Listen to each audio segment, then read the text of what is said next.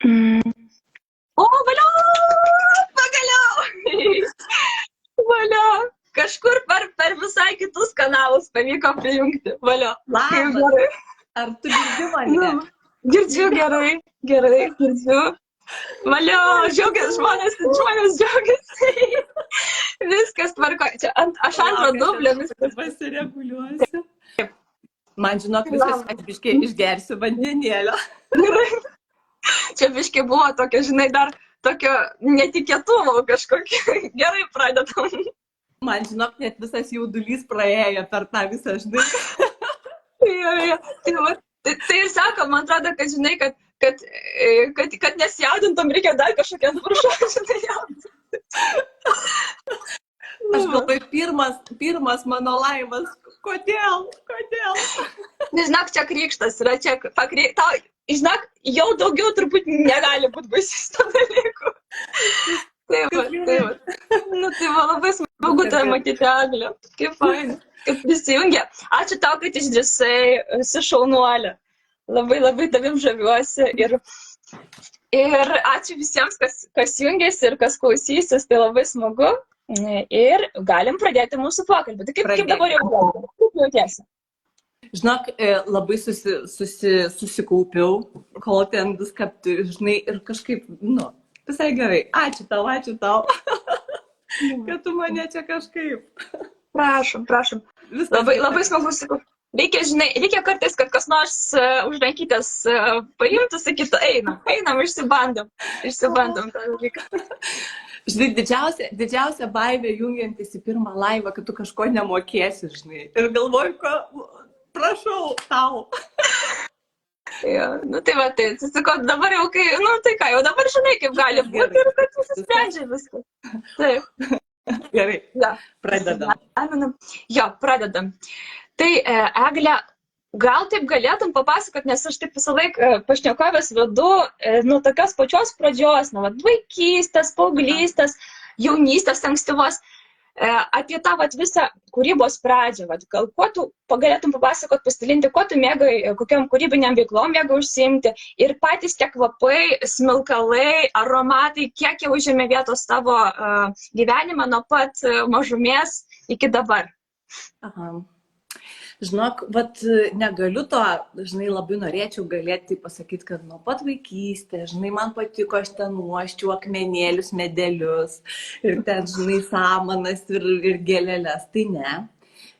Tas kvapų pasaulis atėjo labai, taip palyginus gana vėlai, nors, pavyzdžiui, smilkalai, jie kai tik mes gavom kažkokį tai prieimą prie jų, kai atsidarė tos pirmos indiškos parduotuvėlės ir ten paskui galų gale, kai atsirado jų čia, bandžiau net paskaičiuoti prieš jau daugiau nei 20-22 kokius metus maksimą ir ten buvo, ten buvo, tu atrodė nuostabiausių pasaulių smilkalų.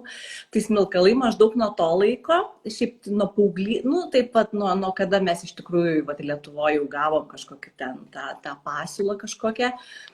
O pats kvapų pasaulis ganėtinai vėlai, gal man buvo jau arti 40.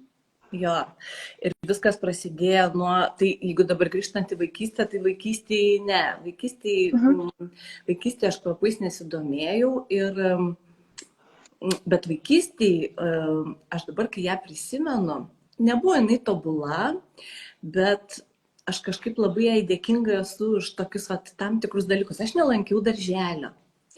Ir kadangi aš lankiau ten priešakiais, bet iš tikrųjų nelankiau darželio ir aš namuose būdavau viena. Mane mama palikdavo, palikdavo man maisto, pietum grįždavo. Ir tu supranti, kai tu esi mažas vaikas ir tu esi vienas, visi vaikai darželėje, o tu esi namuose, tai ta kūryba liejasi laisvai iš tikrųjų. Aš žaidžiau ten, ko aš tik nežaidžiau, žinai, ko aš ten tik tai nedariau, žinai. Ir aš galvoju, kad žinai, ta mano vienatvė ir ta mano vieniša vaikystė, tokia be vaikų, davė man pagrindą, tai visai, žinai, mano, iki pat šiol, aš jaučiuosi galinga kūryboje, žinai. Ir kūryba, ir kūryba yra mano, žinai, mano svarbiausias dalykas gyvenime, žinai. Ir jeigu kas nors mane atimtų, tai, nu, nežinau, aš jau būčiau labai nebe aš. Tai, žinai, va, ta vaikystė, jeigu apie vaikystę, tai, va, didžiausias turbūt dalykas, va, tas toks, ta mano, žinai, ir, pavyzdžiui, apie dabartinius vaikus, žinai, galvojant, kaip stengiamės ten jiem užkišti jų, žinai, kiekvieną valandą, ten kiekvieną jų minutę, žinai, visokiais būreliais, ten pamokom, privačiom. Ir atrodo, kad tu tada esi kažkoks, tai, žinai, geresnis tėvas ar mama. Tai, pavyzdžiui, mano pasiūlymas yra, viskas gerai su tais būreliais, bet mano pasiūlymas yra, žinai, duoti vaikui nuobodulio. Duoti jam vienatvės ir duoti jam, žinai, va, to, kad jis iš tos vienatvės ir ne vienatvės, nebūtinai vienatvės, iš nuobodulio imtų kurti, žinai.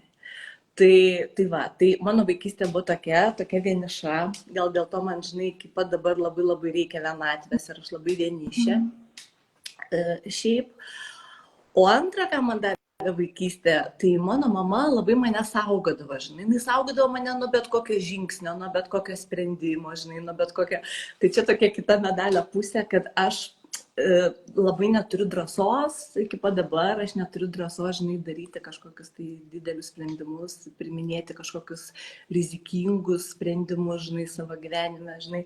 Tai čia tokia kita pusė. Bet grįžkim prie tos gerosios ir tai, kad mano vaikystė buvo iš tikrųjų tokia, žinai. Tai va. O kvapų kvapų vaikystė nebuvo.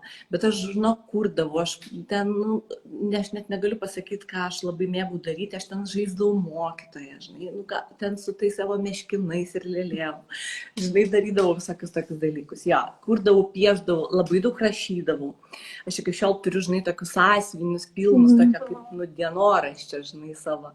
Tai aš dabar, kai paskaitau, ten labai juokinga, bet iš tikrųjų rašydavau beveik kiekvieną dieną, žinai. Iki šiol mėgstu rašyti. Žinai. Tai va. Geras, ačiū, kad pasidalinai. Man labai rezonuoja tai irgi tokia, nes aš vaikystėje, nors ir ten kiemo draugai buvo ir brolis kartu auga, bet aš šiaip irgi taip gana taip vieniša jaučiausi. Ir aš irgi, vat, iš tikrųjų, toj pačioje vienatvė, aš irgi ją laikau tokia kaip, nežinau, kaip šaltinių kažkokių iš vaikystės. Nes irgi tada, tai gerai, tai aš esu viena, dar toks jautresnis vaikas. Ir ten viduj, vis tiek viduj tai gyvenimas verda. Ir tavo kūryba būtent man irgi kažkaip buvo ta tokia erdvė, kažkaip nesijausti vienišai. Šiaip labai įdomu, nes tarytum kaip ir su savim, bet tu tarytum, nežinau, gal čia kaip ta, sako, pasijungi prie tos rauto ir tiesiog tu jautiesi, žinai, kad kažkas tau sako, žinai, papieškim, parašykim kažką ir toks tarytum nesijauti viena. Ir bet tikrai to, labai daug tame, nes aš įsivaizduoju, jeigu aš, pavyzdžiui, irgi mane ten į būrelius visur vedžiotų, tai būtų turbūt irgi toks, gal kitaip gyvenimas būtų susiklostęs. Bet tada, žinai, gal išmokčiau kažką vieną gerai daryti. Tas yra tikrai. Tai va, o tai kaip tada maždaug tie kvapai atėjo į tavo gyvenimą, jau tokių rimtesnių pavydalų, jau tokių profesinių? Kaip tas susitikimas buvo? Tokiam labai paviršutiniškam lygmenį, žinai, jie visad man buvo įdomus. Man buvo įdomu, žinai, tokie, sakykime, aš labai domėjaus kvepalais, visada, žinai. Man visada jų reikėjo, žinai, ir aš visada kažkaip tai, gilinausi tai ir apskritai, į saviraišką, žinai, per kvapą, per to, kaip tu kvepi, žinai. Bet supranti, viskas prasidėjo nuo to, kad kažkada aš pamačiau internete Laimės Kiškūnės, jeigu tu esi girdėjęs šitą vardą pavardę, aromaterapeutės, parfumerės, Laimės Kiškūnės mokymus, tokį pusmečio ilgumo mokymus apie kvepalus. Ir va tas apie kvepalus man buvo įdomu ir aš kažkaip labai ten, atsimenu, ten taip neturėjau pinigų, ten mokymam iš kažkur ten man taip žudbūt, žinai, kai žudbūt reikia, tu kažkaip randi, žinai, ir tie mokymai buvo Vilniuje ir aš pusę metų, žinai, važinėjau ten iš savo Šiaulių, traukinukų ten, žinai, į tos mokymus.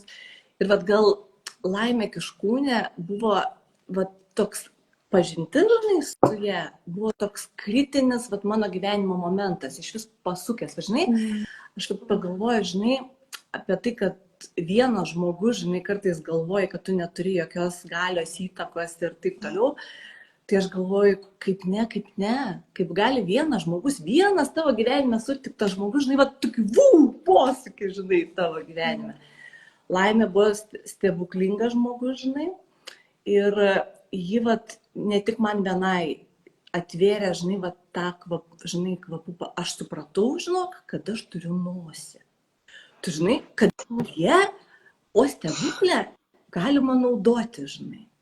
Kad supranti, ne tik kvepalus gali pauostyti ir išsirinkti, bet kad visas pasaulis kažko kvepia, žinai. Ir kad kvepia, pavyzdžiui, aš tada prisimenu, žinai, kaip kažkokie, žinai, kaip Alisa stebuklų šalyje, žinai, kaip man kažkas arti 40-mečio atidarė duris, žinai, ir sako, žiūrėk, tu turi nosį. Ir gali, va, žinai, uostik, viskas kvepia, žinai. Ir aš pradėjau, žinok, va, taip viską, aš atsimenu labai gerai, aš einu, žinai, bulvaru, Šiaulių bulvaru, ir ten toks tarybinis senas viešbutis. Ir ten, matyt, Rūsy buvo skalbykla, žinai, to viešbučio. Ir ten, žinai, toks garas, ten tiesiog per langus, ten tas toks kalbinių, tokių karštų, tokių kaip virinamų, jeigu kas nors žino tą kvapą. Aš jums ir galvoju, wow, žinai, čia taip, akmuo šlapės kvepia taip, ten kokio katinėlio tarpuvartį, ten prisisiotas kampas, žinai, dar kitaip. Ką aš noriu pasakyti, kad aš atradau ne tuos komercinius, žinai, ne tuos neparfumerinius, ne dar kažkokius tai kvapus, apie kuriuos iki tol galvodavau ir juos mylėdavau, bet kad kvepia viskas. Ir kad iš esmės nėra nieko be kvapo. Nieko. Kad kvepia, žinai, kad kvepia tavo vaikas, kad kvepia tavo vyras, kad kvepia tavo lovai, kurią tu vakare guliesi, žinai. Nu, žodžiu, tai man buvo toks stebuklas, aš jaučiausi Alisa stebuklų šalyje ir tai ta pažintis su laime, kuri taip, aš nemoku pasakyti, taip subtiliai mus mokė ir taip subtiliai vedė tą pusmetį, žinai. Ir nors mokymai buvo apie kvepalus, bet iš esmės mokymai buvo apie kvapą. Ir mes ten nuostėm, žinai, viską, ir jos tos eterinius aliejus, ir jos ten visokius kolekcionierė kvapų, ten didžiulė kolekcija, pas ją įvairiausių, iš įvairių pasaulio kraštelių, ten tų aliejų ir tų natūralių kvapų. Ir jinai išmokė vieno dalyko, kurio aš, pavyzdžiui, šventai išmokau ir mokau, tarkim, savo žmonės, kuriais aš turiu kažkokias tai edukacijas. Ten pauoščius kvapą, nesakyti fu. Ir neleisdavo mums iš vis sakyti tokio žodžio. Ta prasme, fu nėra, tiesiog tu, bet tas fu yra toks, žinai, pats primityviausias, pats paviršutiniškiausias kvapo vertinimas. Žinai, patinka, nepatinka. Toks. Bet tai yra labai paviršutiniška, tai yra normalu, tai labai žmogiška, bet tai yra labai paviršutiniška ir išmokė mus gilintis, ieškoti, analizuoti, išskaidyti tą kvapą, žinai, sužinoti, iš ko jisai, kokių sudedamųjų dalių jis ten padarytas. Ir tada tu pradėti, žinai, jį kažkaip, jį tiesiog kažkaip, galbūt jis tau nepatinka, bet jis tau nėra malonus, nebūtinai kvapai turi būti malonus. Tai va, tai vienu žodžiu, jeigu tu klausi apie tai, kada įvyko mano tas perversmas, tai va, jis įvyko pažinus Laimę Kiškūnę. Kaip smagu. Ačiū, kad pasidalinai.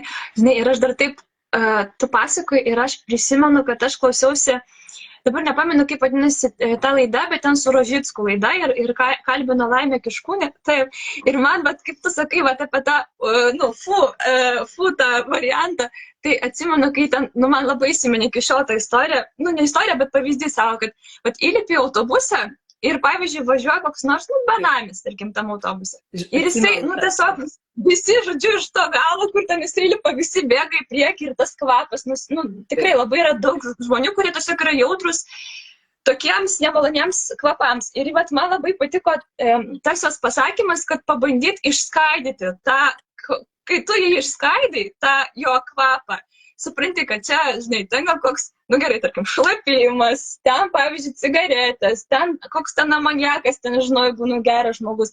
Ir vat, kai tu taip išskaidai, kažkaip tada tas, tas kvapas, jisai mažiau, toks, ne tai, kad, mažiau gal nemalonus, ne taip gal atgraso, nes tu supranti, kad čia yra daug komponentų yra ir kiek kaip po vieną, tai gal ir nieko, bet kaip kartu susijungia, tai jau tokia bomba. Tai va, tai kažkaip tas. Aš žinau tą pokalbį ir kai susipažinau su Laime, tai vienas iš pirmųjų buvo pokalbį, kurį aš pažiūrėjau, aš kažkur net savo Instagrame esu jį rekomendavus pažiūrėti, ir savo pirmuose pirmuose paustuose. Nuostabus pokalbis, iš tikrųjų rekomenduoju, va toks game changer, toks, kada, nu, tu kažkaip visiškai kitaip pradedi tai vertinti, žinai. Aš apie kvapą esu pagalvojus tokį vieną dalyką, kad jeigu, sakykime, tu gali nusisukti nuo kažkokio nemalonaus vaizdo, ne? Tarkim, jeigu tu matai kažką nemalonaus, tu gali nusisukti. Tu gali nežiūrėti ten kokią nors ten tau nepatinkančią ten kažko. Tu gali užsikišti ausis, jei tu ten girdi kokią nors tau nemalonę muziką, tu gali kažkaip, gali ištverti. Tai sunkiausia ištverti nemalonų kvapą. Nes nekvėpuoti mes negalim. Vadinasi, turim kvėpuoti ir jeigu tas kvapas yra nemalonus, jis nori, nenori, vat yra. Bet kai tu pradedi kažkaip į kvapą žiūrėti kaip į kažkokią mediją, žinai, kaip į dar vieną kažkokį tai tokį pasaulio sudedamąją dalį, va, kaip ir Laimė pasakoja, kad galima išskaidyti ten, tarkim, benamio kvapą, pavyzdžiui, aš atsimenu, ten sakė, o randi, pavyzdžiui, kad jis kvepia žeme. Jo, nes gal gulėjo ant žemės ir ten rūbai jo galbūt ten kažkokiu pelėsiu. Kas, pavyzdžiui, tokia visai gali būti net nata kvepaluose ir tai va. Tai vienu žodžiu, aš nuo tos mūsų pažinties su Laime pradėjau kvapą žiūrėti taip nevartotojiškai. Taip žiūriu ir vartotojiškai, ne šventoji tikrai ir mintise pasakau. Tikrai, bet labai stengiuosi ir labai mokausi iš tikrųjų. Mokausi iki šiol kvapą, jį kažkaip priimti, jį analizuoti, jį nebūtinai mėgautis, tikrai nebūtinai, bet kažkaip jį, jo. Taip, labai įdomus toks požiūris. Ir man atrodo, kažkaip gal net pritaikomas ir kitoms juslėms, nes ir, pavyzdžiui, tas pats ir klausa, net, tarkim, žinau, klausaisi kokios nors dainos, ten, ar tiesiog šiaip garsai kažkokie gatvės, kur šiaip erzintų, bet vėlgi tu išskaidai, žinai, ir tu ten išgirsti, kad ten gal ir koks nors vaikas juokiasi, gal ten paukštis čiulba ir kažkaip, kai viskas taip išsiskaido, kai tu vis tiek kažkokiam tame erzelė arba negražume, arba tame jį išskaidai, tai tu gali rasti kažkokių detalių, kurios gali būti gražios ir pasikeis tas požiūris. Nes kai žiūri, tai tu sako bendrą vaizdą, net nesigilinu čia arba, kaip čia fain. Toks labai paviršutiniškai, tai kažkaip tas labai veriasi pasaulis visom spalvom, visais kvapais, visais skoniais, kai tu taip žiūri, kažkaip jį taip paskaidžiusi, tai kad tu sakai bendrą vaizdą, tai nepatinka, tiek viskas, nelyski čia, bet toks tarytum viskas jau, žinai, užsiblokuoja, tai kažkaip tokia, graži praktika, gal net kasdienai kažkaip paskaidyt. Labai gražiai tu pasakei, tai yra praktika. Iš tikrųjų, ir aš daug turiu kvapų savo gyvenime, nes mano verslas su to susijęs, kvapų apstu, bet kvapas ir tas buvimas kvape man yra praktika. Aš mažai praktikuoju kitokių praktikų, bet šitą aš iš tikrųjų žiūriu, labai mokausi, kaip minėjau, žiūrėti nevartotojiškai, kažkaip tame būti, išbūti ir pamedituoti kvapą.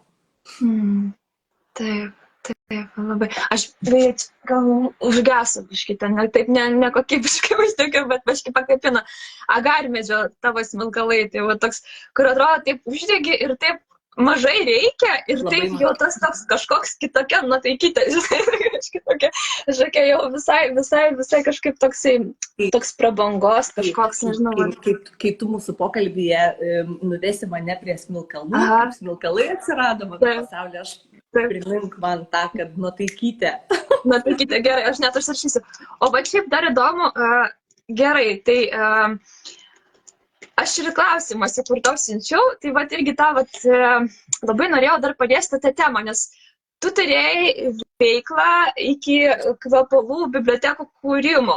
Ir ta veikla, nežinau, aš atsimenu, kažką tavo istorijose buvo ten klausimai ir tu atsakinėjai ir tu paminėjai, kad fotografavote su vyru, kad ten taip visai jums gerai sekėsi. Ir man labai įdomu dar pačiupinėti, galbūt kiek tu nori tą temą, nežinau, tas pačios fotografijos veiklos, verslo, darbo, truputį, taip pat, žinai, kad, nu, turbūt jau dabar nebefotografuojat, taip jau. Tai vad, kaip ten kas buvo ir kodėl taip nutruko, nes man dabar svarbu dar toks, pasikalbėti ir apie tai, kad mes galim savo širdies veiklas atrasti, žinai, ten po 40 metų ir kad normalu, tai, kas tau gal ir sekėsi, bet viduj gal ten, nu, nežinau, čia vat irgi tavo istorija, kaip viduj gal vat ne kaip jautėsi ir tiesiog, nu, mesti tą dalyką, nors galbūt kiti ten sakys, nu, tai kaip tu čia taip, čia jums taip sekėsi, taip, aš kitaip nežinau, čia jau pati bandau čia kažką papasakot, bet kokia tavo istorija, kokia jūsų istorija su fotografavimu? Man atrodo, tu kažkaip labai empatiškai suprasi šitą mano istoriją. Man atrodo, net esam kažkada kalbėję žinutėmis, ne, apie fotografavimą ir tą.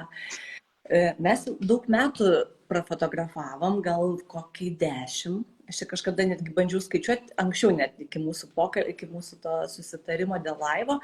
Bet 10 metų prafotografavom vestuves, įvairias kitokias šventės, ten krikštynas ir ten taip toliau. Tikrai labai gerai sekėsi, tai buvo pakankamai pelningas darbas, mes buvom pasiekę tokį tų fotografų lygį, kada tikrai gavom jau solidų uždarbį už tai ir galėjom jau rinktis klientus ir taip toliau. Bet vat, perdegimas yra madinga tema dabar, aš puikiai žinau, kas tai yra, nes vat, būtent tai ir nutiko. Mes iš tikrųjų paukojom 10, gal truputį mažiau 10 vasarų. Tai yra darbas vasaromis, labai labai ilgas darbas prie kompiuterio, nepaprastai sunkus darbas, neįtikėtinai sunkus, niekada gyvenime nepagalvotum to nedaręs.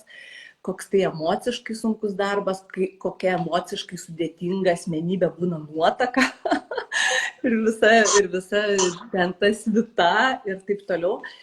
Tai aš pasiekiau tokį perdegimo lygį, bet tik aš, mano vyras ne, kad aš tikrai per plauką vos neapsisukau ant kulno paskutinėse savo vestuvėse. Jos nebuvo nieko išskirtinės, ten buvo visiškai normalų žmonės ir ten ne žmonėse buvo problema, jau visiškai absoliučiai many, kad aš jau iš paskutiniųjų jau susivaldžiau ir jas pabaigiau. Tai kadangi šiaip aš labai pareigos žmogus ir aš tikrai padarau, ką pažadėjau, tai kad aš jau tikrai norėjau apsisukti, sėsti mašiną ir galvoju, man nieko nebus. Aš tiesiog sėdu į mašiną ir išvažiuoju. Man nieko nenutiks, aš gausiu blogų atsiliepimų, bet kadangi aš apie tai daugiau nenoriu niekada gyvenime galvoti, tai tie atsiliepimai nieko ne. Aš dantis sukandus pabaigiau ir paskui natūraliai, aišku, aš turėjau savo aplinkoje daug draugų fotografų ir visokių ten Instagrame, paskui sekiau ten žmonės. Aš juos visus atsekiau iš tikrųjų, nes aš nebegalėjau žiūrėti net į tą procesą, net žiūrėti. Aš jau nefotografuoju 10 metų.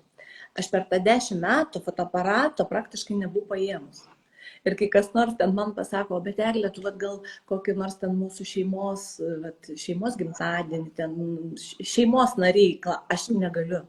Aš tiesiog negaliu. Ir aš nefotografuoju ir aš daugiau niekada nefotografavau. Tai va, o kai matau fotografus, kurie ten, rytoj vestuvės, dabar ruošiuosi korteles ir ten rodo, kaip tas korteles, man skrandis susitraukęs. Mažiau fiziškai susitraukęs skrandis po 10 metų. Tai tiesiog buvo perdegimas ir aš galvoju, kad jeigu kalbėti apie perdegimą ir veiklos kažkokį metimą, aš beveik esu įsitikinus, aišku, kokie nors ten psichologai, psichoterapeutai gal kitaip galvotų, kad iš visiškai tikro tokio rimto perdegimo nėra kelio atgal. Aš galvoju, kad jo nėra. Ir kad jeigu tu jį pasiekėjai, aš manau, kad kelio atgal nėra. Ir ta prasme, tu turi tiesiog keisti savo gyvenimo kryptį ir nieko čia nepadarysi. Tai va, aš taip manau ir dabar, pavyzdžiui, dabartiniai savo veikloje, aš žinau, kur jau pradeda degti raudonas lemputės, žinai, čia gal dar pakalbėsim apie tai, kad prie to neprieiti net iš tolo, kad nepriartėti, nes, tiesiog labai gaila būtų. Man gaila buvo ir fotografijos, aš visai tai mėgau daryti. Man tikrai sekėsi, aš turėjau, galbūt gerą akį, sakykim taip, žmonės džiaugiasi mūsų nuotraukom, bet viskas baigėsi va tom vestuvėm. Taip. Nu, čia tas tikrai, kur viduj, žinai, gal jau kažkoks kaupėsi ir va tada tiesiog toks pareina, kur tada jau net nenori 10 metų dalyko imti. Bet kažkaip, nu, matyt, kad, nu, taip pat gyvenimas turbūt irgi tada nukreipia į kitą vagą kaip upę, ne, ir tada atradi veiklą, kuri tave, vat, kaip tu sakei, vat, o čia visas kaip atskiras pasaulis, kuri traukia ir džiaugsmą teikia, tai vat labai, nu, žinai, kartais, kai esi gal tame, tai atrodo, o, tas kokia čia man, nu, žinai, bausmė, ar čia, nežinau, kaip čia, kodėl taip su manim atsitiko, bet turbūt galiausiai, kai iš laiko perspektyvo žiūri, kad galiausiai, nu, tu vis tiek atsirandi ten, kur turi būti ir atrasti, nu, ir atrandi kažką naujo, nes, nu, tarsi mes žmonės, mes keičiamės ir kažkas gal mums tiesiog nebepatinka, nes jis, nu, tiesiog nesinori net ir to dalyko daryti, nes atrodo, gal tu sėkmingas ir panašiai, tai jo, tai tas labai kažkaip... Žinai, nebemotivavo niekas, nei pinigai, kažkokia tai sėkmė, nei šlovė, nei kažkoks pripažinimas, niekas, tu tiesiog norėjai iš to dingti visam laikui. Taip ir baigėsi. O dar tavo istorija tokia, vat irgi, vat, gavai komplimentą čia, kur buvo klausimų langelis, tai paskaitysiu, Eglė, kiekvienas istorijos tarsi desertas akims ir sielai, kurios nori išlaikyti. Ir buvo klausimas, ar pati fotografuoji, tai va tam matyt akis išlavinta, tai kažkaip... Aš žinok, net fotografuoti telefonu nelabai galiu, aš nenoriu absoliučiai. Aš istorijams naudoju Pinteresto nuotraukas, tai nėra gerai, bet aš tiesiog, nu, arba kažką naudoju, arba tada nedarai istorijų. Ir tarkim, kodėl mano Instagrame tik tai 9 postai jau 2 metus, aš per 2 metus nesu įkėlus nei vieną postą. Todėl, kad ten reikia kažkokios nuotraukas, ten reikia kažką padaryti, kažką įdėti, ten iš Pinteresto kažkaip gal jau ne, bet aš tiesiog negaliu. Tai aš negaliu to daryti absoliučiai. Tai va, tu įsivaizduoji, koks tai yra, nu va, jo, taip, tai visur atsiliepia. Šiaip aš su telefonu, net tokia labai prasta fotografė, mano vaikai juokės visada iš mano nuotraukų, kai aš ten, tarkim, juos nufotografuoju. Aš tokia fotoaparato fotografė buvau, bet aš ir telefonu nenoriu ir Tai va, tai istorijai yra viena kita ten be abejonės, yra ten kaip produktą savo kažkokį fotografuoji, ten savo smilkalų, savo kažkokią. Yra viena kita nuotrauka, bet šiaip aš nuotraukas naudoju, aš nefotografuoju beveik visai. Nu tai taip, čia toks jau... Esu estetė, žinai, aš esu estetė ir todėl, nu, gal tie istorijai dėl to kažkaip gražiai man susidėlioja, nes aš kažkaip pasistengiu tai padaryti, nes aš manau, kad kuo daugiau tos estetikos į pasaulį paskleisiu, to pasaulis bus truputį gražesnis. Tai, bet jo, nefotografuoju beveik. Nes tikrai tavo ir istorija estetiški, ir tavo istorijos, kur pasidalini, tai taip irgi skaitai ir taip, nu taip kažkaip, man atrodo, žinai, tas irgi būt savimi ir kai tu daliniesi kažkokiais autentiškais dalykais ir tada ryšys susidaro su žmonėm, žmonės sudaro ryšį, sukuria ryšį su tavim, nes aš, pavyzdžiui, skaitydama tavo istorijas, aš kaip pavyzdžiui, savo žmogus, žinai, toksai, kad irgi pasaulį kažkaip taip jautriai jaučia, klausosi, mato, girdi, kažkaip labai tas toksai, atrodo, tai kažkaip tas labai, atrodo, kartais bijai pasirodyti savim, žinai, ir kažkaip, kažkokias kaukės žmonės gausite, bet būtent, man rodo, tas toksai nuoširdus ryšys ir savo tokių, kažkokių, nežinau, požiūrio, kampų, parodymus, pasidalinimas, tai tikrai gali labai gražių ryšių sukurti. Per Instagramus, tai mes taip šiaip iš tikrųjų susipažinom. Tai labai faina. Tai va, ir tada, tai kitą aš surašiau, tai galim dabar prie jau pačių smilkalų keliauti. Kaip gimė Mark and Two Sisters, kaip tai atsirado, kaip atsirado produktai atrenkami jūsų asortimentą, tai turbūt irgi papasakok tą prieš istoriją. Ta gimimo istorija, tai labai juokinga, aš iki šiol man burna pati šėpėsi, ją prisiminus. Istorija prasidėjo nuo to, kad aš labai norėjau, bet taip iš lempos, žinai, taip vieną dieną atsikeli, bet taip pat, ir sakai, žinai, aš dabar noriu turėti gėlių parduotuvę. Tai buvo tokia istorija. Aš noriu labai turėti gėlių parduotuvę ir vyrui taip sakiau. Aš po savaitės jau buvau užsisakius pas grafikos dizainerę logo savo gėlių parduotuviai ir dar po kokios savaitės aš jau turėjau patalpą savo gėlių parduotuviai. Tai yra ta pati studija, kurioje aš dabar ir esu. Yes. Taip. Aš po 2 savaičių nuo sugalvojimo, kad žinai, aš turėsiu gėlių parduotuvę, toje parduotuvėje dirbs mano vyras, Markas, ir mano sesuo. Ar aš paklausiau savo sesers, ar jin to norėtų? Ne. Mano sesuo yra 18 metų už mane vyresnė. Dėl to mano vaikystė buvo vieniša, nes mes iš tikrųjų prasilenkėm, buvo išėjus iš namų, kai aš gimiau.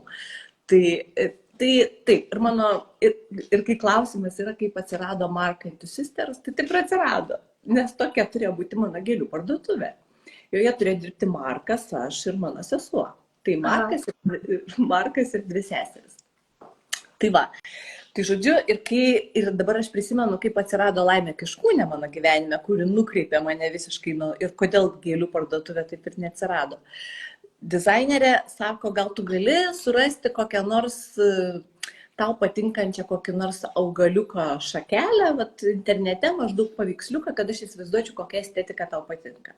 Aš pradėjau ieškoti eukalipto, įvedžiau eukaliptas vaizdai ir man išmetė Laimės Kiškūnės parduotuvę, nes jin tuo metu turėjo, visada turi eukalipto eterinio aliejaus ir ten buvo tokia grafiška, toks grafinis piešinukas. Man tiesiog kaip vaizdą jį. Ir tada aš pamačiau, kad yra kažkokia Laimė Kiškūnė ir čia kažkokia labai įdomi man pasirodė. Ir aš pradėjau ten skaityti apie ją, domėtis ir taip jinai atėjo ir tada pamačiau jos tos mokymus. Ir tai, kai grįžau ir jau bebūnant tuose Laimės mokymuose, mano gėlių parduotuvė buvo, žodžiu, verslas buvo pasibaigęs, net neprasidėjęs.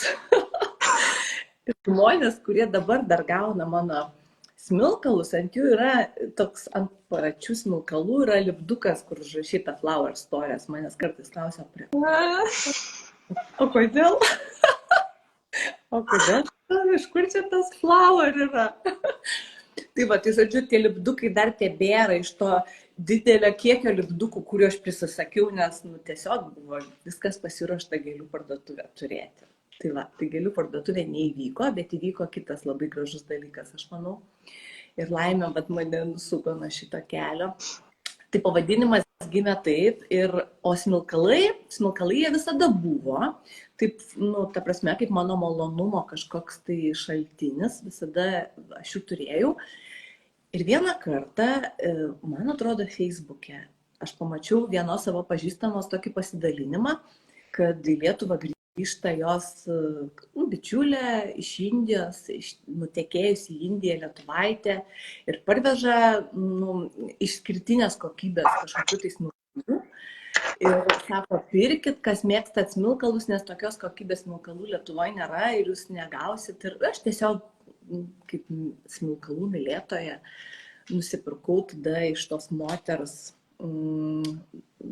tokį nemažą kiekį, nes ten to žinutėje buvo prašyta pirkit daug, nes kitą kartą grįžt tik po metų, nes jin tik vasarom grįždavo į gimtinę iš to savo Indijos. Aš nusipirkau tikrai nemažai tų smilkalų ir kai aš juos gavau, aš tada pirmą kartą supratau, kokia gali būti smilkalų kokybė.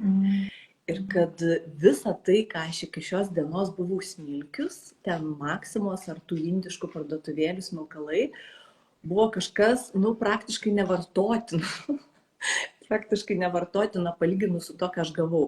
Mane ten ištiko ekstazė absoliuti, aš ten lakščiau po namus ir ten visiems rodžiau ir visiems ten smilkiau ir sakiau, jūs pažiūrėkit. Ir tada man kažkaip, aš supratau, kokių. Tai jeigu yra pas ją tokių, tai reiškia yra ir ne pas ją, vadinasi, pasaulyje yra smilkalų. kad jų yra kažkokių tai labai išskirtinių, galbūt dar geresnių negu šitie. Nes atrodė, kad smilkalai va tik tai tie iš Maximus ir kad viso pasaulio smilkalai yra va būtent tokie, aš kažkaip taip galvoju. Tai aš pamačiau, kad ne, ir tada buvo mano verslo pradžia. Aš atsimenu, kad tų smilkalų buvo labai daug, aš tikrai tokią dėžę didžiulę parsisinčiau. Ir aš tada galvoju, kad bet reikia žmonėm parodyti, kad kokį stebuklą aš čia gavau. Ir aš tada atsimenu, padariau tokius 20 kvapų, po vieną lasdelę, iš ten 20 buvo rūšių tų smilkalų, 20 kvapų po vieną lasdelę sudėjau, apsidairiau po namus, radau tokias kartoninės tūtas, neprisimenu, kokiu tikslu jos pas mane namuose buvo, kas ir iki šiol liko mūsų pakuotė, ta kartoninė tokia tūta su, žodžiu, aš ten sumečiau belia kaip tos smilkalus, užsidėjau 2 eurus, aš prisimenu 2 eurus. Virš to, ką pati sumokėjau. Tokia buvo mano verslo pradžia.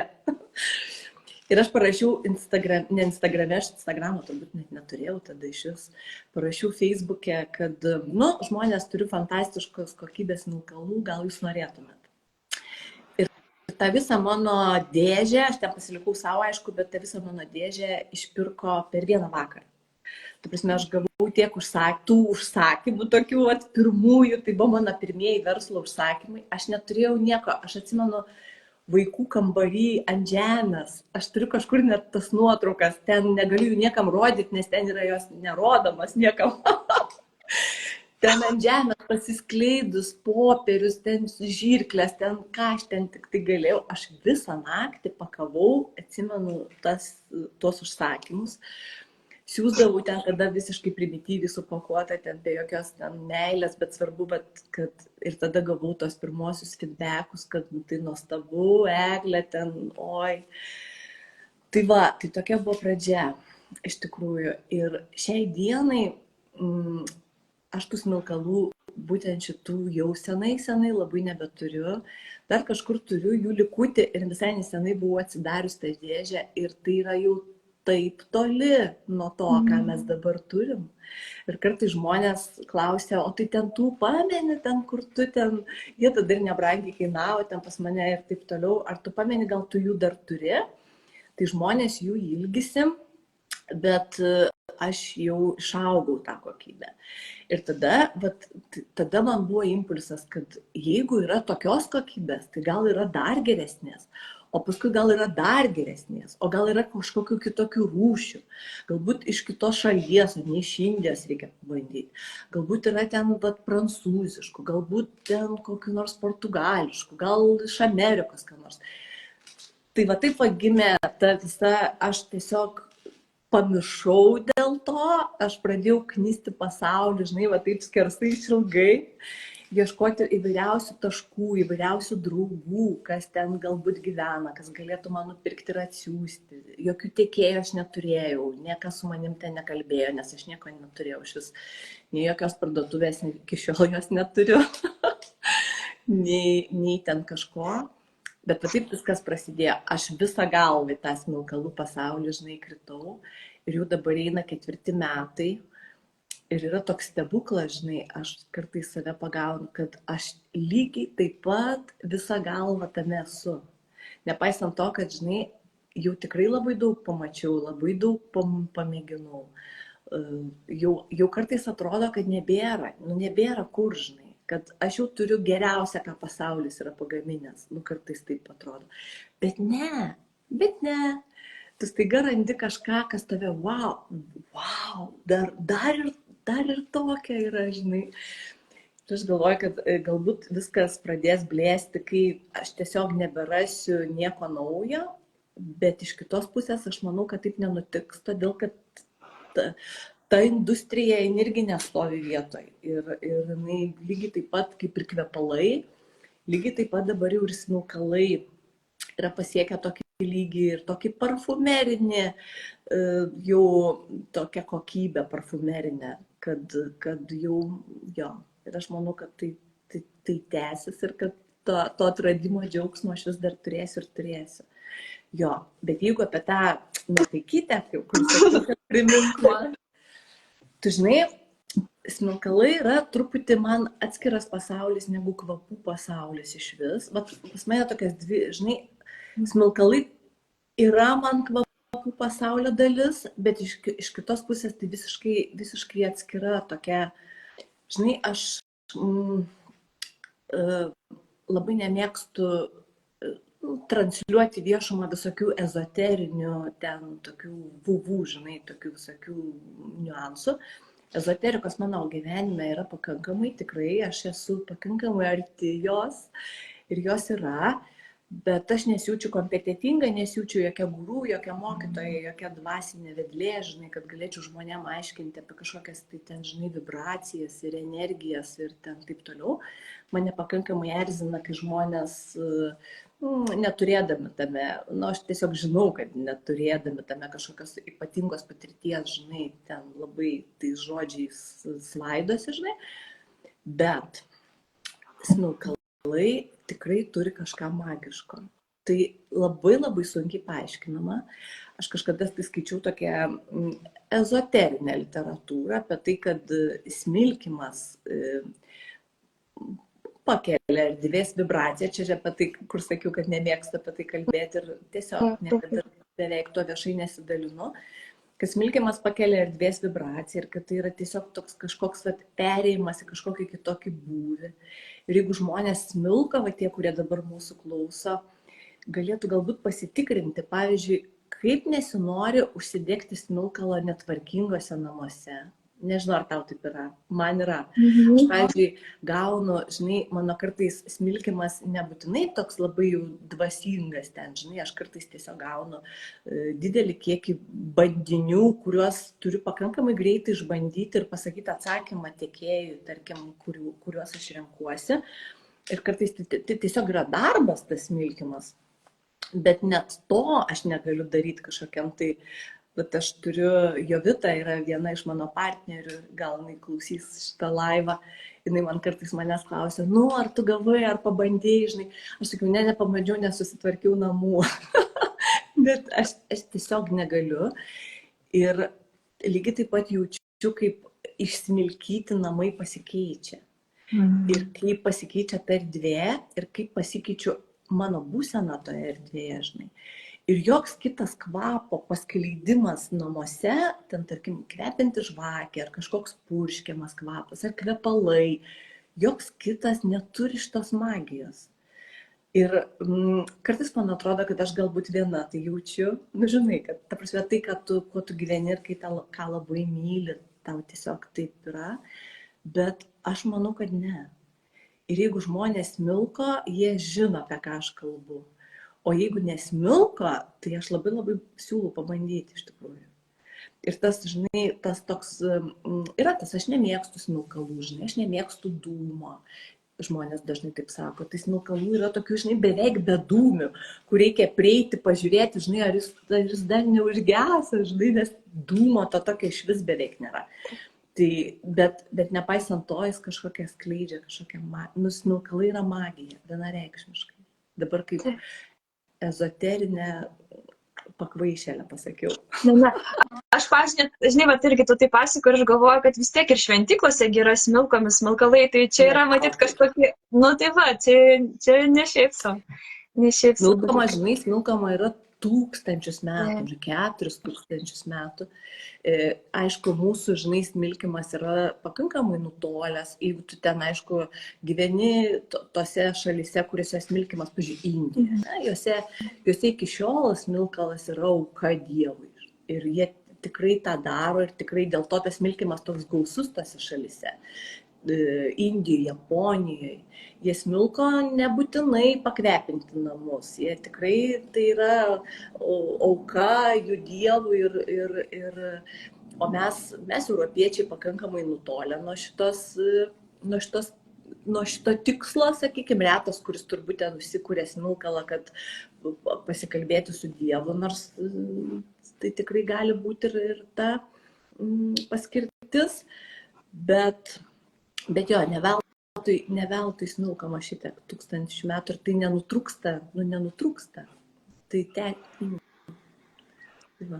magija. Tikrai magija. kas klausosi, tai jeigu norit, galite irgi pasidalinti komentaruose savo patirtimis su smilkalais ir šiaip kokių gal turit mėgstamiausių, čia tokių galit rekomendacijų gal net, kad mes atrastume kažką įdomus. Tai va, aha, ir, o kaip, va, gerai, kaip atsirado tos tos smilkalų bibliotekos? Ar va, būtent ta pradžia ir buvo tada, kai tose rulonėlėse pakavai viską? Turbūt, nes aš iš karto, žinai, sudėliojau rinkinį įvairiausių kvapų. Bet tada tas visas, žinai, toks įsigilinimas į tai, ką tu darai, buvo toks labai paviršutiniškas. Toks tas verslas, jis ten buvo toks ten labai juokinga buvo, žinai, viskas ta mano pardavėjos patirtis.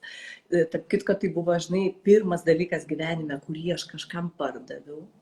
Ir aš neturėjau, mano šeimoje, nei mano labai artimoje aplinkoje nėra verslo, nėra jokio verslininko, žinai. Aš užaugau paprastų tėvų šeimoje, jie dirbo samdomus darbus ir jokio verslo nebuvo, aš verslo nemokėjau absoliučiai daryti. Tai buvo tokia kelionė, bet čia ne apie tai dabar tu klausi. Žinai, kai aš pradėjau tikrai kažkaip labai giliai kapstytis tame, ką aš noriu parduoti, kodėl aš tai darau, koks mano tikslas, žinai, ar užsidirbti ten tos 2 eurus, žinai.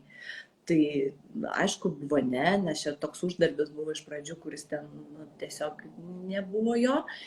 Ten į nuostolius, ten mano verslas pirmuosius metus ėjo tikrai, kaip ir bet koks turbūt verslas pirmaisiais metais.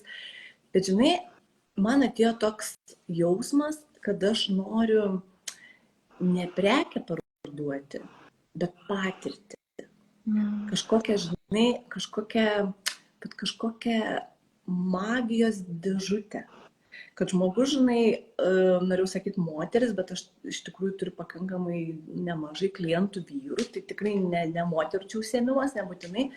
Kad, žinai, žmogus atidaręs tą dėžutę, bet jis gautų kažkokią, žinai, ne kad įsėmiau prekę ir pabandžiau, žinai, kažkokį jausmą. Ir iki pat dabar aš stengiuosi tai padaryti, todėl ten, tarkim, daug dėmesio tam pateikimui, žinai, kažkaip man norisi skirti tiesiog tai patirčiai. Ir dėl ko ta biblioteka, žinai, tai, jeigu toks paimti tokį praktinį tos bibliotekos tikslą, tai niekas nenori rizikuoti brangiais smilkalais, kaip ir dažnai brangiais kvepalais ir, tarkim, užsisakyti visą pakuotę, ten dėžutę, kur kainuoja ne eurą ir ne 2, ir, žinai, ir apsirikti.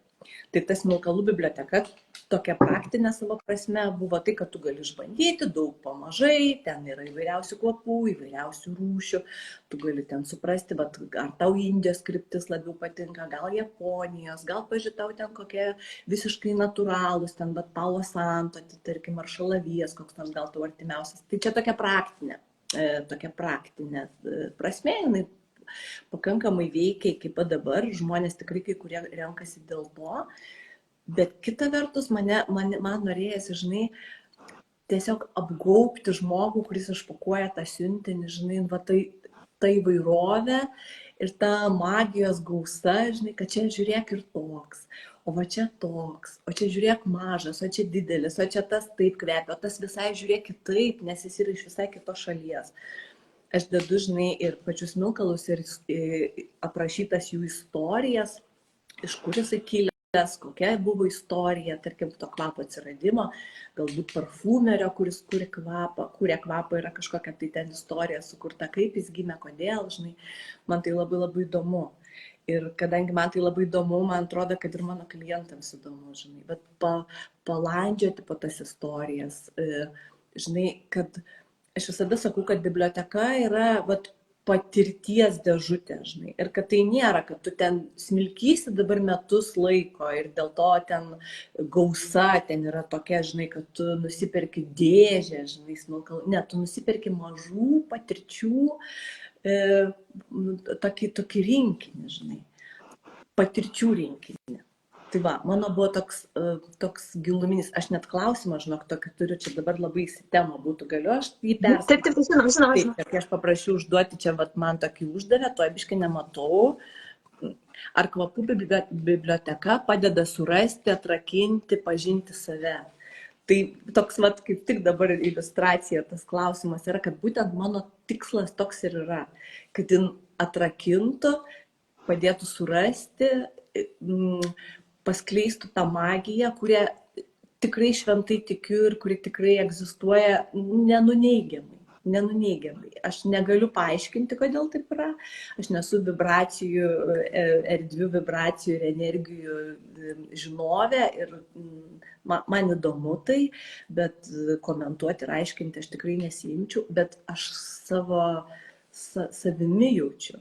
Ir kartais, kai žmonės klausia, žinai, o kaip išsirinkti smilkalą, žinai, kaip atrasti, kaip žinoti, žinai. Tai, ten, žinai, tu pradedi nuo to, kad rinkitės patikimą pardavėją, ten patikimą vietą ir taip toliau, bet kita vertus, tu niekaip nesužinosi, kol nepabandysi pabūti tame, žinai. Ir kai tu tame kvape esi, ir toj vibracijai, tebūnie, tai taip esi, tu supranti, kad tai tavo, arba ne tavo. Ir kai kartais ten, kaip nustatyti kokybę, kaip suprasti, va taip ir supranti. Tu tiesiog jauti kokybę. Tai ar tu kokybiškai tame jautiesi, ar tu jauti, kad, ne, kažkaip paviršium praslydo, žinai. Ir tavęs visiškai nepalėtė. Tai va. Tai vieną klausimą iš mano 3 jau atsakė. Ir čia, matyt, buvo paslaptingo sodo klausimas, nes rašo, kad mano klausimas, kaip smagu, kad pataikė. Tai labai taip tikrai. Ačiū. Labai gražus klausimas. Ir dar kažkaip. Tas klausimas, kaip tik yra, tas klausimas yra kaip tik tai, ko aš siekiu, kad žmonės pajustų, gavę tas dėžutes. Apie tai visas mano verslas. Ir šiaip, žinai, kažkaip būna, čia gal ir bendrai apie kvapus kalbant, kad jie turi kažkokią tokią įdomią, žinau, funkciją, savybę, kad gali sužadinti kažkokius prisiminimus. Ir gal net nebūtinai prisiminimus, bet kažkokius, žinai, nežinau, pavyzdžiui, ten pauostėm kritietiškų ir kažkokia tokia, žinai, tarytum, nuotaika tokia, aš nežinau, kažkoks pakilėtumas, kažkokie net galbūt atradimai vidiniai gali įvykti, vos ne tai, kad norėjau sakyti, praeitų gyvenimų, čia, žinai, kažkas atsidaro, bet čia labai tikrai tokie yra, tokie giluminiai dalykai, nes tas kvapas eina į tave, aš žinau, ten jau čia irgi jau turbūt moksliškai reiktų kažkaip paaiškinti, kaip ten vyksta ten neuronai, ten dar kas ten, kaip ten kas reaguoja. Įjungsiu pakrovėją, aš jau žiūriu čia mane. Iš ekrano. Taip, tikiuosi, čia viskas gerai. Žinok, jeigu taip aiškinti šitą, tą, ką tu dabar papasakojai, jeigu aiškinti taip tiesiog moksliškai ir mediciniškai, tai tam yra visiškai rimtas paaiškinimas, kodėl taip yra. Todėl, kad uoslės centras, kuris yra mūsų smegenyse, yra visiškai arti emocijų centro. Tai yra, jie visiškai arti tos smegenų dalis ir jos stimuliuoja viena kitą. Tai kai mes kažką užuodžiam, mūsų emocijų centras susižadina. Todėl taip lengva yra, tarkim, užuodus kažkokį tai kvapą, teleportuotis, žinai. Teleportuotis akimirksniu kažkokį vaikystės, ten kažkokį. Aš, pavyzdžiui, visai nesenai, žinai, užuodžiau kažkokį pelėsio, tokią pridususio namo kvapą ir taip teleportavausi į, nežinau, aš buvau gal man kokie 6-7 metai, mes su mama važiuodami Palangą ir ten, žinai, nuomodavomės kambarėlį ten pas bobutę, žinai. Į tą kambarėlį, žinai. Aš net neatsimenu, kur tas namas buvo, atsimenu netgi tą gatvę, bet aš pamačiau, žinai, pamačiau iš karto, kaip buvo apstatyti, kokia lovatėse buvo. Tu įsivaizduoji, man buvo 7 kokie metai. Aš prisiminiau, kokia lovatėse buvo ant mano lovos, kokia ten sekcija, tokia tarybinė stovėjo, žinai. Ir ta teleportacija, tokia stebuklinga, žinai. Aš visai nesenai užuodžiau Maksimoj kažkokį kvapą, kažkas praėjo pasikvėpinęs panašiais kvepalais. Netikiu, kad tais pačiais, nes jų turbūt tokių nebėra, kai aš turėjau savo pirmą berną, žinai. savo, ir aš jį įskvėpindavau, žinai, reidavau to kvapu, žinai, pasimatymų, žinai. Ir aš taip, žinai, intuityviai, tu greit dairaisi, nes atrodo, kad kažkas, žinai, kad kažkur yra tas žmogus galbūt, žinai. Taip labai, jo, kvapai stebuklingi yra to, ta prasme. Ir čia jau jokia ne ezoterika. Taip, jo, čia moksliškai jau ištirta kaip kas. Ir šiaip dar, pavyzdžiui, taip įdomus tas žodis įkvėpimas, ne, kad irgi iš kvėpavimo ar kažkokia tokia, čia tas tokie, žinai, kur kartais gali, ten, nežinau, užsidegus smilkalų ir gal net viduj ten, nu, taip, neturiu čia jokių ten nei idėjų kažkokių, nei ten jėgų iš vis nieko, ir taip kažkaip užuodė, kažkokia gal nuotaika susikūrė ir tas įkvėpimas irgi gali ateiti iš to viso tokio ritualo. Pakuoju savo dėžutės, žinai, dovaninėme pakavime, kai jo reikia, žinai, uždedant viršaus tokią atvirutę, žinai, ir visada ant jos parašau vieną vienintelį žodį, visiems tą patį, žinai, įkvėpimams. Nes tai yra, nu, nes kartu su to kvapu, žinai, ne tik, kad tu jį įkvėpi, bet tu įsikvėpi, žinai, ir tu gauni va tos magijos ir tos energijos ir tos kažkokios, tai, žinai, jo. Aš kažkaip iš vis, žinai, mano toks gyvenimo moto, žinai, yra, nu, tos magijos ieškoti, žinai. Ir kai, pavyzdžiui, tu galvoji apie tai, kad tu nori kažkokią, tai, ten neskamba tai kažkaip labai, perspaustai ar kažkaip tai ten egzaltuotai, žinai. Jeigu tu nori magiško gyvenimo, žinai, tai yra kasdien surasti. Tai yra kasdien surasti tą kažkokį tai magišką, tokį pastebėti, žinai, kažką tokio, žinai. Tai aš kažkaip ieško, aš labai mėgstu suteikti daiktams kažkokias tai, žinai, pažiūrėjau, perkant daiktą, suteikti jam kažkokius tai galių, žinai. Aš pati jas suteikiu, pati gaunu. Pavyzdžiui, aš šiandien esu apsirengusi, aš šiaip rengiuosi labai paprastai, aš visiškai netrodo kaip kažkokia, žinai, spiritual look, žinai, ir kartais žmonės labai nustemba, tarkim, žmonės mane sutinka ir sako, oi, aš maniau, žinai, čia bus plunksnas, bus, žinai, barškaliukai, žinai, ir taip toliau, tai ne, aš atrodau labai paprastai dėviu džinsus nutrintus ir marškinėlius ir sportinius batelius, žinai, aš taip atrodau kasdien ir, žinai, ir kartais galvoju, kad geriau, žinai, neatrodyti, bet būti, negu atrodyti, bet nebūti, žinai, man tai labai svarbu, nes tai, kad tu užsikabinsi plunksnų, žinai, tavo dvasinis pasaulis nuo to niekiek nepasikeičia ir tu joks ne šamanas plunksnom apsikarstė, žinai, jeigu tu pamojuosi su, žinai, plunksnų veduoklė, tai nei kiek neįrodo tavo kažkokio sugebėjimo pažinti žmogaus vidų, ten gilintis į kažkokius dalykus. Tai aš renkuosi geriau atrodyti paprastai, bet šiandien aš esu ir dabar atrodo paprastai, tai šiaip čia yra labai graži, tokia ilga iki žemės, žinai, indiška suknelė.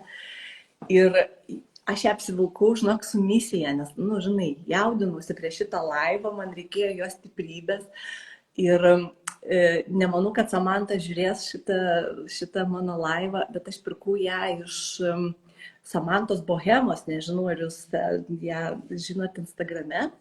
Ir šita suknelė yra dėvėta ir aš pirkau ją dėvėtą iš Samantos, su kuria jinai visą savo kelionę Indijoje pravaikščio praktiškai, labai tokia plonytė, indiško šilko.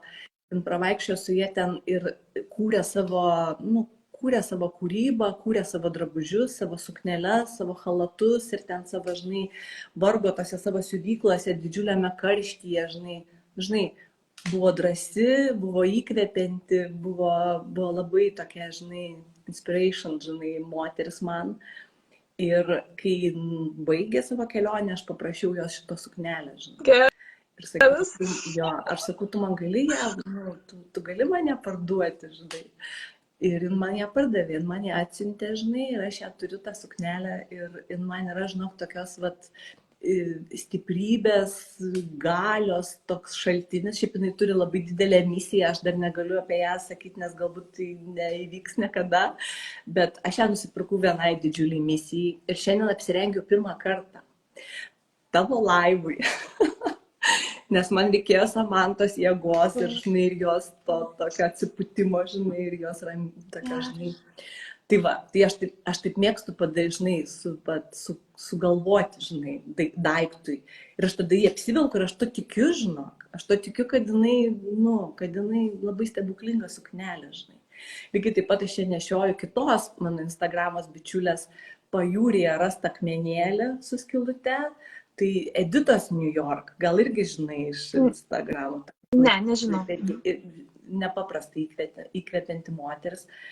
Ir aš pirkau jos tokią užrašinę ir man atsiuntė kartu šitą akmenėlį, rasta jin prie jūros gyvena. Ir su visa virvele ir aš gavau, žinai, tą akmenėlį, kažkur jau dalinausi istorijose, aš gavau tą akmenėlį tą dieną, kai mano vyrą ištiko insultą, šitą atskirą istoriją, gal mes jos šiandien nelieskim. Žodžiu, aš jį gavau, kaip kažkokį, žinai, ženklą. Aš ieškau tų ženklų, aš ieškau kažkokių patvirtinimų, kad aš einu teisingų keliu. Ir kai aš jau žinojau, kad mano vyrai ištiko insultas, aš ten slankėjau po miestą, nes jis gulėjo reanimacijoje ir įeiti aš pas jį negalėjau, aš namo eiti negalėjau, žinai, nes tiesiog negalėjau būti namuose. Aš ėjau pasimti tos siuntos ir aš radau tą akmenėlį, žinai, ir aš jį užsidėjau tą dieną ir 5 mėnesius, kiek mano vyras sirgo, nenusėmiau. Ir priėmiau kaip ženklą, laikiau į ranką ir sakiau, tai ženklas, kad jis pasveiks. Ir jis pasveiko. Ir aš jį tebenešioju ir nenusiemu ir jis man yra labai magiškas, žinai. Tai va, tai iš tikrųjų niekas tos magijos nepadarys, niekas jos nesukurs, niekas net neš ir nepasakys, štai tavo magiškas gyvenimas, žinai. Tai mano pasirinkimas yra, ieškoti, žinai. Užsidėti magišką suknelį ir ateiti pas tave į laivą. Kaip gražu girdėt, man taip, žinai, toks įkvėpimas irgi iš karto. Nes tikrai, kiek reikšmės, kiek prasmės įdėsi į kažkokį daiktą, į kažkokį, žinau, nebūtinai daiktą, net ir tą patį maistą. Aš, pavyzdžiui, tarkim, duoną kepu, naminę duoną ruginę. Ir aš, ypač jeigu aš žinau, kad kažkas būtent konkrečiai valgys, aš su intencija tą duoną kepu ir aš, pavyzdžiui, tarkim, vieną kartą mano draugė labai sunkiai sirgo ir aš žinojau, kad aš važiuosiu ją aplankyti ir aš tą duoną kepiau ir aš tiesiog su to mintim, kad tu valgyk tą duoną, kad ten pasveiktum, kad gerai jaustum. Ir su ta intencija ir kažkaip ir po to, kai žmogus rašo, kad tavo duona tai stebuklinga ir tas labai kažkaip... Pajautė. Taip, tai čia yra fantastika. Taip. Mes esame, žinai, energijų kamuoliai, žinai, mes susiję vienas su kitu, žinai. Aš pamenu, kai rašai man klausimus, kuriuos man užduosi, ten buvo toks klausimas, kad panašu, kad atsiranda ryšys su tai žmonėmis, kuriems turi bibliotekas. Su vienais mažesnis, bet, įvairiai būna, labai priklauso, koks tas ryšys užsimesga. Jis be abejonės užsimesga, aš dėl to neturiu elektroninės parduotuvės, nes labai bijau prarasti tą, žinai, ryšį su gyvu žmogum, žinai. Labai bijau pamatyti kažkokį užsakymą, vardą, pavardę, kur siųsti, žinai. Ir man tas procesas kurti su žmogum kartu, jis mane labai įkvepia pačią, žinai. Ir į mano gyvenimą ateina tokie žmonės, kad aš negaliu patikėti, žinai, aš kartais galvoju, wow, o tas koks, žinai. Ir kartais, suprantate, tie ryšiai, kartais jie tokie sakralūs, žinai. Aš turiu tokią klientę, jinai gal 3 kartus iš manęs pirko, jinai tokia vyresnė moteris, jos vardas Vida, jinai neturi Instagramo, tai tikrai negirdės mūsų dabar pokalbio. Ten dirbus teatre, ten teatro, ten kažkas. Aš, žinok, su jie turiu tokį, žinai, ko nesakralų ryšį, žinai. Tokį, aš nebeturiu mamos, tai aš jaučiu kartais, kai jinai man parašo, arba kai aš ją įdėlioju biblioteką, aš jaučiu, žinai, kažkokią mamą joje, žinai. Tokia motiniška, tokia energija, su kuria jinai ten su manim bendrauja, žinai. Norisi tobulai padaryti, tobulai atsidėkoti vien už tą jausmą, kurį klientas tau suteikia, žinai. Tai čia, žinai, čia toks verslas, kur verslas yra antroji plotmėje, žinai. Ir kaip tu apie tą duoną, žinai, kalbi. Tai, kad tu įdėjai į tą duoną, tai jokia magija, tiksliau magija. Žmogus tikrai tai jaučia. Tikrai. Ir tas vaikam irgi jaučia.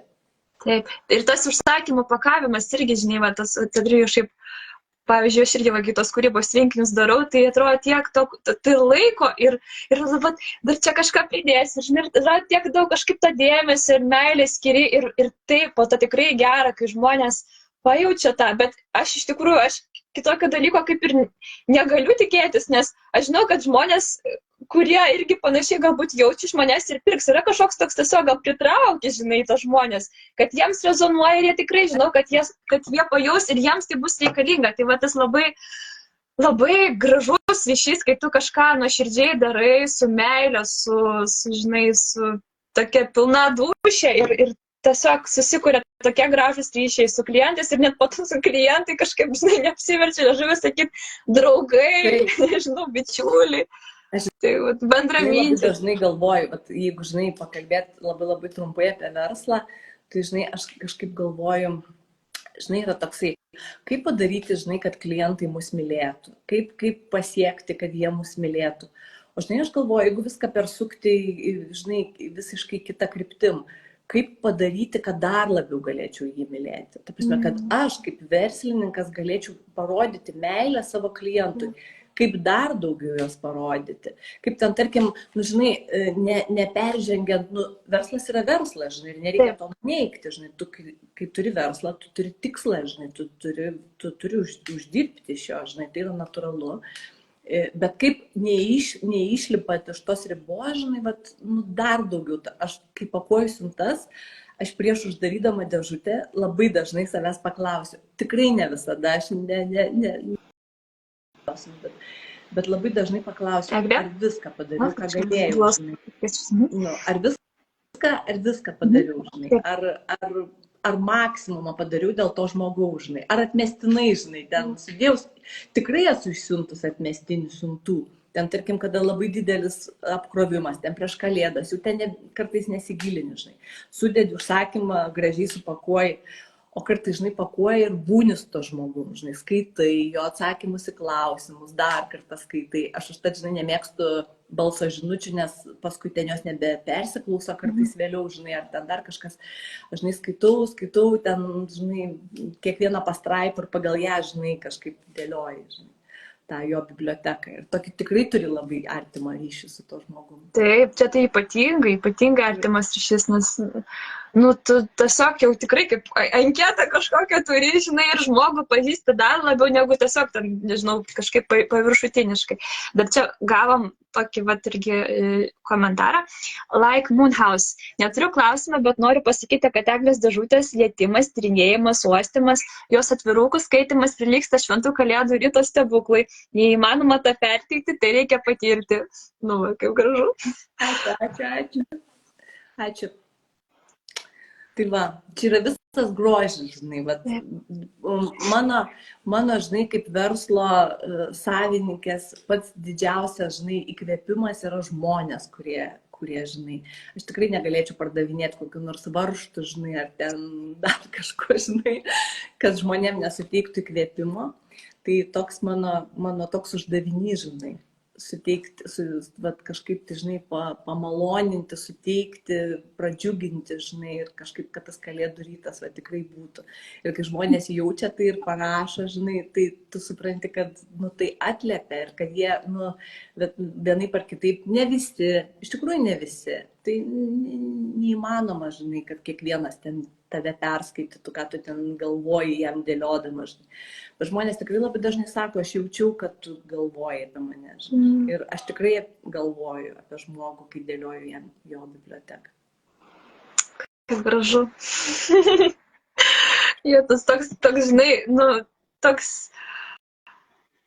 Žinai, bet, pavyzdžiui, gal tu įsigysi prekę, taip, paina, bet kai žmogus papasakoja ir tas toksai dar ryšys yra, tai čia tikrai čia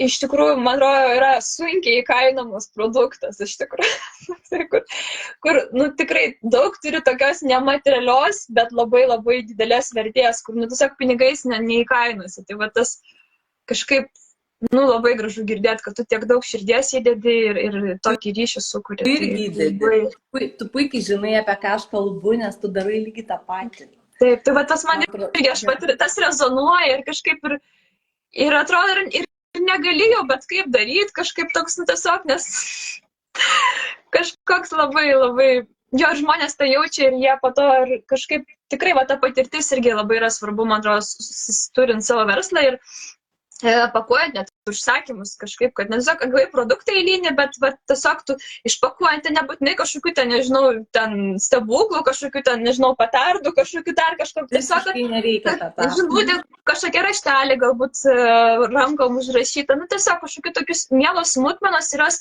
iš karto ryšys kitoks ir po to norisi ir sugrįžti pas tą pardavėją, pas tą paslaugos teikėją, tai tas tikrai. Dar mes čia turėjom tokį klausimą, čia aš gal irgi tam buvo kažką panašaus, norėjau tą paklausti, tai gal turi mylimiausią smilkalą kvapą, koks jis yra? Tai šiuo metu galbūt dar šiaip bendrai. Čia, žinok, čia toks labai sudėtingas klausimas, nes tas labai keičiasi, žinai. Tiesiog tu išaugi kažkaip, žinai, išaugi vieną kvapą, ateina kažkoks tai kitas, žinai. Dabar prieš mūsų laivą aš smilkiau ir čia bet užgesa besmilkstant, žinai, smilkiau, gavau naują siuntą tokių prancūziškų smilkalų, brangių, žinai, jau ten į bibliotekas ten po gabalėlį, gal ten tik tai keliaus. Nesiryšiu tarti pavadinimo prancūziškai, žinai, jo, bet jis yra apie, jo istorija yra apie dailininko dirbtuves. Nu, tai yra šlapių teptukų, guašo, terpentino, tokios natos tame smilkale. Ir kai aš jį, žinai, bandžiau kaip bandinį, aš ir galvoju, wow, ta prasme, tai buvo taip kažkaip, žinai, taip kažkaip ir labai artima, ir labai įdomu, ir labai netradicinis toks, žinai, smilkalams kvapas. Ir tai galbūt šiandien jis. Šiandien jis mano mylimiausias, toks mano naujausias atradimas, negaliu jo atsidžiaugti, žinai. Bet po mėnesio gal bus kažkas kitas. Galų gale tai irgi sukasi kažkokiais ratais, žinai. Kažkaip pavargsti nuo vieno kažkokio kvapo, jis to pasidaro, nebe toks įdomus, žinai, tu jį atidedi, po kažkiek laiko grįžti, žinai, ar naujai jį kažkaip, žinai, užžadi. Tai kažkaip taip sugrįžta tie senieji mano mylimi kvapai, žinai. Bet naujų vis atsiranda ir aš labai džiaugiuosi. Taip. Tarp pievų ir laukų rašo, Eglutė, tu nuostabi, labai tave palaikau ir jaučiu tave. Ačiū. Aš čia turiu tarp pievų ir laukų priešais mane, nesimato kameroj, yra jos paveikslas, kuris pats pirmas daiktas praktiškai, kuris atkeliavo į mano studiją. Tai jinai man jį nutapė ir jis mane čia. Kaip gerai. Egle, gal dar kažką norėtum papasakot, pasidalinti, ko mes neaptarėm? Aš turiu dar 2 klausimus, kuriuos man uždavė. Tai pirmas yra, iš kur semiuosi stiprybės. Čia irgi mano bičiuliai uždavė Šiaulietę linkėjimą, jeigu žiūri. Tai labai sunku atsakyti iš tikrųjų, nes aš jaučiuosi labai nestipri. Labai nestipri, žinai. Ir tos stiprybės kažkokios, kai man jos tikrai labai reikia, kartais aš jos neturiu. Bet aš vėl pasidarau kažkokius tai, žinai, kažkokius tai magiškus savo, kažkokius tokius, žinai, labai sunku kažkaip tai paaiškinti. Nu, aš randu kažkokį ženklą, žinai, aš juo dirbtinai įtikiu, aš sakau, dabar, jeigu aš darau kartais tokius labai rizikingus dalykus, žinai, pavyzdžiui, aš einu mieste ir galvoju, jeigu aš dabar beidama iki tos ir tos vietos ant žemės rasiu plunksną, pavyzdžiui, paukščio, kokia nors ten paukštelė numesta, tai tas ir tas įsipildė. Ir tu susidarini ir galvoji, velnias, jeigu dabar tos plunksnas nebus. Bet tu supranti, vis tiek yra kažkokia plunksna, ar ten kažkoks pukelis. Ir tada tu labai stebi, žinai. Taip. Žinai, labai atidžiai žiūri, žinai.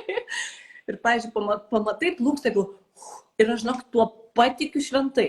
Aš prisimenu, žinok, kai aš buvau nešė ir dukrelė, jeigu tu mane girdi, tai linkėjimai tau. Aš buvau nešė ir man su savo dukra, Augustė, ir man grėsė persileidimas, žinai, ten labai nuo ankstyvo mėnesio, žinai. Ir aš tikrai labai, man to vaiko stebuklingai reikėjo, žinai, ir aš siaubingai pergyvenau. Ir aš beveik visą nėštumą, antrą nėštumo pusę guliau ligoninėje, žinai. Ir Radviliškyje, aš šiaip esu užaugus ir ligoninėje guliau Radviliškyje, žinai. Ir ten ligoninė yra tokia obelų sodė. Ten taip, tokiam stebuklingam sodė yra ligoninė. Buvo pavasaris, gimė rugpjūtį, bet buvo vat dabar maždaug, kai žydėjo obelis, žinai, ir jau tas labai pavojingas laikas dar gimdyti ir dar negalima buvo gimdyti, žinai. Ir atsimenu, atėjo gydytoja ir mane apkabino, išvedė mane į balkoną, mano palatai buvo balkonas, parodė man taip tą obelų sodą ir sako, matai, kokio grožio pavasaris. Pavasarį nieko blogo negali atsitikti. Gerai, negali, tai negali. Ir aš priėmiau jos, tie žodžiai nieko verti, žinai, iš tikrųjų. Bet tu supranti, ką reiškia žodis, žinai, pavyzdžiui, gydytojo. Jis pasakė, nieko negali atsitikti ir aš šventai jai tikėjau ir nuo tos dienos man kažkaip viskas susitvarkė ir viskas gražiai ir mano vaikas gimė lygiai tą dieną, kad ir turėjo gimti, žinai. Tai mes žiauriai galingi, mūsų žodžiai labai galingi, mūsų mintis labai galingos. Labai galingi yra dalykai, ką mes įdedam į kito žmogaus kažkokį tai gyvenimą, žinai, kokią intenciją, mes tikrąją intenciją, kokią turim, žinai. Tai labai svarbu. Ir nesam, žinai, tokie visai ten, žinai, kai sako mažas, ką tu vienas mažas gali padaryti. Šiauriai gali padaryti. Pavyzdžiui, galbūt tos gydytojos žodžiai man išsaugoja mano vaiką. Žinai. Galbūt ne, bet aš nusiraminau ir buvau rami mama visą likusį laiką. Turim dar vieną klausimą. Ir dar vienas klausimas, mes praktiškai jį atsakėm, ko gero. Kaip pribrendo laikas tavo kvapniem pokyčiam ir jų atradimam. Tai turbūt jau jį atsakėm, kad tiesiog pakankamai atsitiktinai aš į kvapų pasaulį atėjau. Per kiškūdę. Įkaltą. Bet tikrai, irgi atrodo, kad žmogus eina savo keliu, dega savo aistra ir yra pavyzdys, įkvėpimas kitiems žmonėms, kaip atrodo svarbu eiti savo keliu ir po to tiesiog matyti, kaip net gal visiškai net nesu ta intencija, bet tiesiog padarai žmonėms įtaką gerą, kažkokią parodai, kad jiems toks kelias galimas. Čia yra stebuklingas dalykas, iš tikrųjų, eiti savo keliu ir po to, žinai, nežinai, ką gali įkvėpti. Labai toks gražus šaltinis poveikis. Tai dar gal tokį keletą klausimų ir mes jau pabaigsime, čia galima kalbėti labai ilgai, labai įdomu klausytis tavęs. Tai gal šiaip norėtum pasidalinti, koks, tavo toks didžiausias iššūkis, kuriant savo verslą ir koks didžiausias džiaugsmas? Po vieną kokį nors, jeigu galėtum pasakyti. Taip, apie džiaugsmą, ko gero, jau aišku, jau pakalbėjom. Didžiausias džiaugsmas yra žmonės. Ir jų kažkokia, ir pamatyti jų tą sielą, žinai, ir jų tas širdį, žinai. Nes prieš kuriant biblioteką, aš paprastai užduodu ten keletą tokių klausimų ir kartais jie tokie pakankamai gal asmeniški ir tokie intymus, žinai. Ne visi žmonės labai atvirai juos atsako, bet nuo to ir priklauso, kaip pavyksta tą biblioteką sukurti, žinai. Bet kartais žmonės atsiveria iki nuogumo, žinai. Ir skaitai tuos jų rašinėlius, kad padėtų jiems tą biblioteką sukurti ir aš kartais negaliu, tu tiesiog matai žmogaus širdį, žinai, prieš save. Ir tada tikrai įdedi širdį, kad ta širdis džiaugtųsi paskui gavusi tą savo prekę, sakykim, žinai.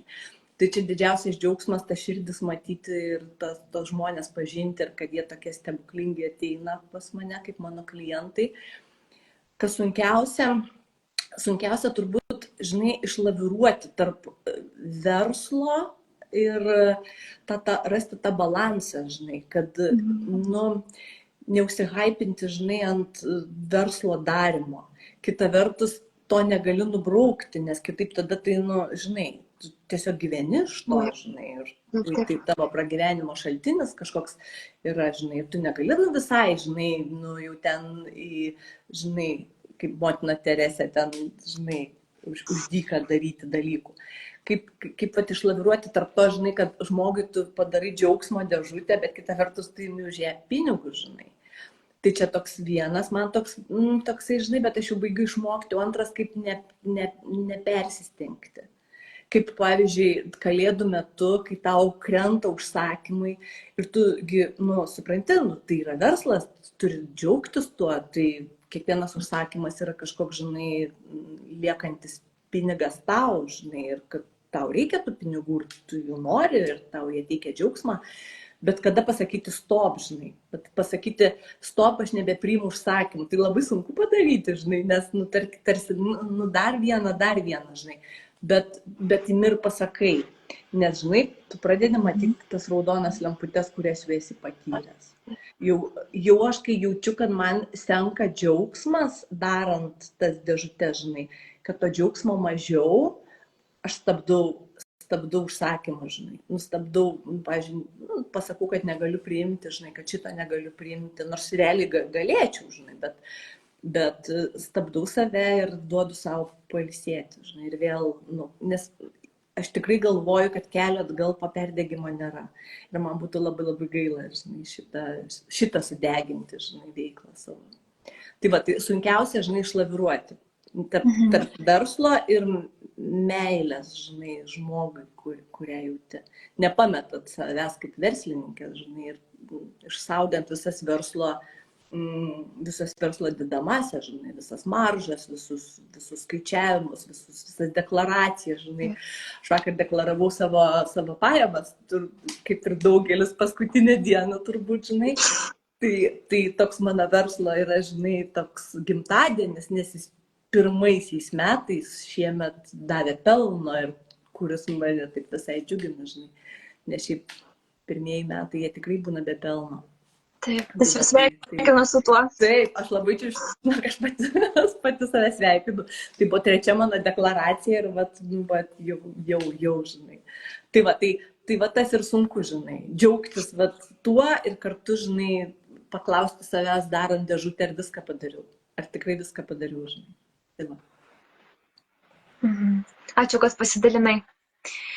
Tai va, ir pabaigai toksai irgi tradicinis klausimas, kaip pradėjom tradicinių klausimų nuo pradžios, tai pabaigoje klausimas toksai būtų.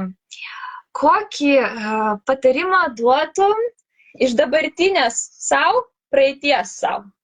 Jau dabar žinodama, kaip čia viskas įvyko, vyksta, bet kokį tu duotum patarimą praeities savo?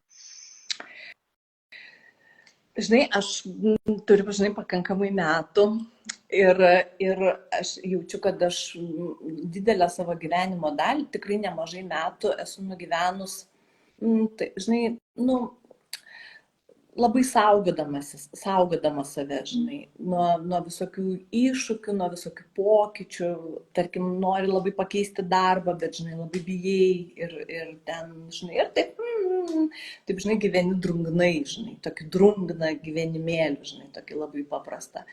Tai mano palinkėjimas savo jaunai būtų,